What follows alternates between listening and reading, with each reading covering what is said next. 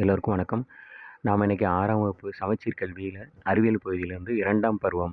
இதில வந்து செல்லின் அமைப்பு அப்படிங்கிற பாடத்துலேருந்து நம்ம வந்து வினாவுடைய தொடர்ச்சியா பார்க்கலாம். நம்ம சேனல் பிடிச்சிருந்தா மறக்காம சப்ஸ்கிரைப் பண்ணுங்க. நிறைய பேருக்கு ஷேர் பண்ணி விடுங்க. குரூப் 4 எழுதுற எல்லாருக்குமே இது பயனுள்ளதா இருக்கும்னு கண்டிப்பா நம்புறேன். தொடர்ந்து வீடியோ முழுமையா ஸ்கிப் பண்ணாம பாருங்க. டெய்லி ஒரு போஸ்டிங் வந்து பண்ணிட்டுருக்கேன். கண்டிப்பா உங்களுக்கு பயனுள்ளதா இருக்கும்.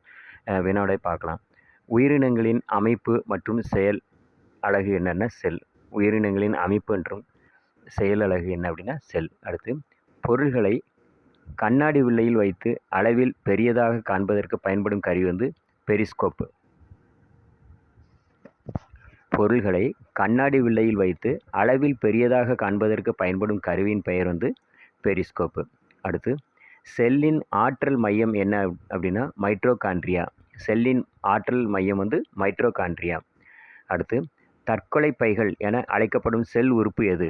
தற்கொலை பைகள் என அழைக்கப்படும் செல் உறுப்பு எது அப்படின்னா லைசோசோம்கள். அடுத்து விலங்கு செல்லில் காணப்படும் நுண்ணுறுப்பு எது? சென்ட்ரோசம். விலங்கு செல்லில் காணப்படும் நுண்ணுறுப்பின் பெயர் வந்து சென்ட்ரோசம். அடுத்து நுண்குமிழ்கள் அதிக அளவில் காணப்படும் செல் எதுன்னா வெங்காயத்தோலின் செல். நுண்குமிழ்கள் அதிக அளவில் காணப்படும் செல் எது அப்படின்னா வெங்காயத்தோலின் செல்கள். மிகவும் நீளமான செல் எது அப்படின்னா நரம்பு செல். மிகவும் நீளமான செல் எது அப்படின்னா நரம்பு செல். அடுத்து நமது உடலின் அடிப்படை கட்டமைப்பு எதில் உள்ளது அப்படின்னா செல். நமது உடலின் அடிப்படை கட்டமைப்பு வந்து செல்களினால் கட்டமைக்கப்பட்டிருக்கு. அடுத்து செல்களை காண உதவும் சாதனம் எதுனா நுண்ணோக்கி. செல்களை காண உதவும் சாதனத்தின் பெயர் வந்து நுண்ணோக்கி. அடுத்து முதலில் செல்களை கண்டறிந்தவர் யாருன்னா ராபர்ட் ஹூக். முதலில் செல்களை கண்டறிந்தவர் வந்து ராபர்ட் ஹூக். அடுத்து செல் உட்கருவை கண்டறிந்த அறிவியல் அறிஞர் யார்? Robert brown. செல் உட்கருவை கண்டறிந்த அறிவியல் அறிஞர் வந்து ராபர்ட் ப்ரவுன். அடுத்து ஒரு செல் உயிரி ஒன்றிற்கு எடுத்துக்காட்டு வந்து அமீபா. ஒரு செல் உயிரிக்கு எடுத்துக்காட்டு வந்து அமீபா. அடுத்து விலங்கு செல்லின் புறப்பகுதியின் பெயர் என்ன? பிளாஸ்மா படலம். விலங்கு செல்லின் புறப்பகுதியின் பெயர் வந்து பிளாஸ்மாஸ் படலம். அடுத்து உட்கரு நீங்களாக உள்ள புரோட்டோபிளாசத்தின் பெயர் என்ன? சைட்டோபிளாசம். உட்கரு நீங்களாக உள்ள புரோட்டோபிளாசத்தின் பெயர் வந்து சைட்டோபிளாசம். அடுத்து புரோட்டோபிளாசம் என பெயரிட்டவர் யாருன்னா ஜேஇ பர்கின்ஜி. புரோட்டோபிளாசம் என பெயரிட்டவர் வந்து ஜேஇ பர்கின்ஜி. அடுத்து செல்லின் முக்கிய மையமாக விளங்குவது எது அப்படின்னா உட்கரு. செல்லின் முக்கிய மையமாக விளங்குவது வந்து உட்கரு. அடுத்து ஒரு தலைமுறையிலிருந்து மற்றொரு தலைமுறைக்கு மரபு பொருள்களை கடத்துவது வந்து உட்கரு. ஒரு தலைமுறையிலிருந்து மற்றொரு தலைமுறைக்கு மரபு பொருள்களை கடத்துவது வந்து எது அப்படின்னா உட்கரு. அடுத்து சுவாசித்தலை நிகழ்த்தும் செல் உறுப்பு எதுன்னா மைட்டோகாண்ட்ரியா. சுவாசித்தலை நிகழ்த்தும் செல் உறுப்பின் பெயர் வந்து மைட்டோகாண்ட்ரியா. அடுத்து செல் பொருள்களை உள்ள ஒரு இடத்தில் இருந்து மற்றொரு இடத்திற்கு எடுத்து செல்வது எண்டோபிளாச வலைப்பின்னல். செல் பொருள்களை ஒரு இடத்திலிருந்து மற்றொரு இடத்திற்கு எடுத்து செல்வது எண்டோபிளாச வலைப்பின்னல். ஆன்சர் வந்து உங்களுக்கு வந்து ஏபிசிடின்லாம் கொடுக்கல, டைம் வேஸ்ட் ஆகும் அப்படிங்கிறனால நேரடியாகவே வந்து உங்களுக்கு வந்து வினாக்கான விடை வந்து நேரடியாகவே வந்து போஸ்ட் பண்ணியிருக்கேன். 4 ஆன்சர் கொடுத்து படித்தாலும் உங்களுக்கு வந்து டைம் வேஸ்ட் ஆகும் அப்படிங்கிறனால தொடர்ச்சியாக வீடியோ பாருங்கள். அடுத்து செல்லின் உறுப்புகள் நொதிகளை சுரக்கிறதுனா கோல்கை உறுப்புகள். கோள்களின் உறுப்புகள். அடுத்து புரதம் எங்கு உற்பத்தி ஆகிறதுனா ரிபோசோம்கள். புரதம் எங்கு உற்பத்தி ஆகிறதுன்னு ரிபோசோம்கள். அடுத்து செல்லின் தற்கொலை என்று அழைக்கப்படுவது எதுனா லைசோசோம்கள். செல்லின் தற்கொலை பை என்று அழைக்கப்படுவது வந்து எது அப்படின்னா லைசோசோம்கள். லைசோசோம்களின் நிறம் மற்றும் வடிவம் யாது? மஞ்சள் மற்றும் உருண்டை.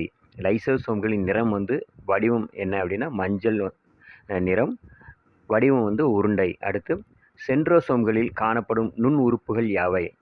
சென்ட்ரோசோம்களில் காணப்படும் நுண் உறுப்புகள் யாவை அப்படின்னா சென்ட்ரியோல்கள்.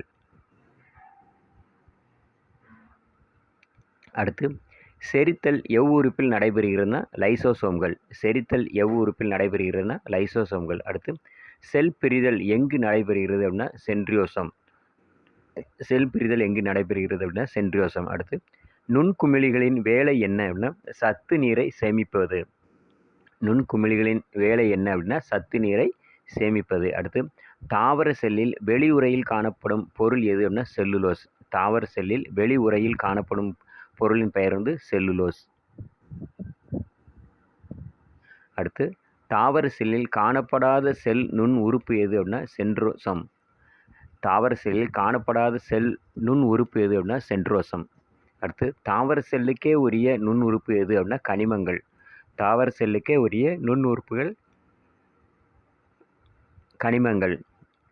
விலங்குகளை விட தாவரம் இறுகி இருப்பதற்கு காரணமான பகுதி என்ன அப்படின்னா செல் சுவர். விலங்குகளை விட தாவரம் வந்து இறுகி இருப்பதற்கு காரணமான பகுதி எது அப்படின்னா செல் சுவர். அடுத்து இரத்தம் சிவப்பு செல்களால் ஆனது என கண்டுபிடித்தவர் யார்? இரத்தம் சிவப்பு செல்களால் என கண்டுபிடித்தவர் வந்து ஆண்டன் லூவன்ஹாக். இரத்தம் சிவப்பு செல்களால் ஆனது என்று கண்டுபிடித்தவர் வந்து ஆண்டன் லூவன்ஹாக்.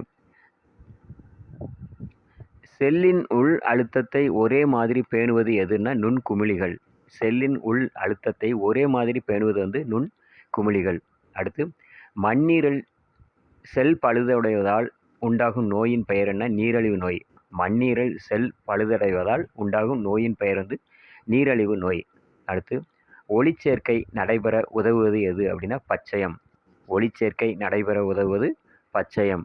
அடுத்து உடலின் அமைப்பு மற்றும் செயலி அழகு எதனால் ஏற்படுகிறதுனா செல்களால்.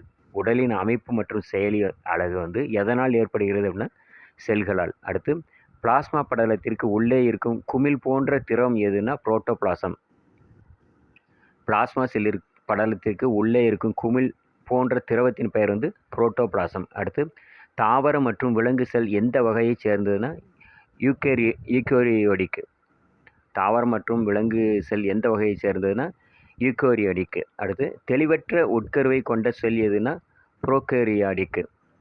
தெளிவற்ற உட்கருவை கொண்ட செல் பெயர் என்ன அப்படின்னா புரோகேரியாடிக். தொடர்ச்சியாக வீடியோ முழுமையாக ஸ்கிப் பண்ணால் பாருங்கள். நம்ம சேனல் சப்ஸ்கிரைப் பண்ணாங்கன்னா சப்ஸ்கிரைப் பண்ணிங்க. இந்த வீடியோ பிடிச்சா மறக்காமல் சப்ஸ்கிரைப் பண்ணுங்கள். நிறைய பேருக்கு ஷேர் பண்ணி விடுங்க. நாளைக்கு நம்ம வந்து தொடர்ச்சியாக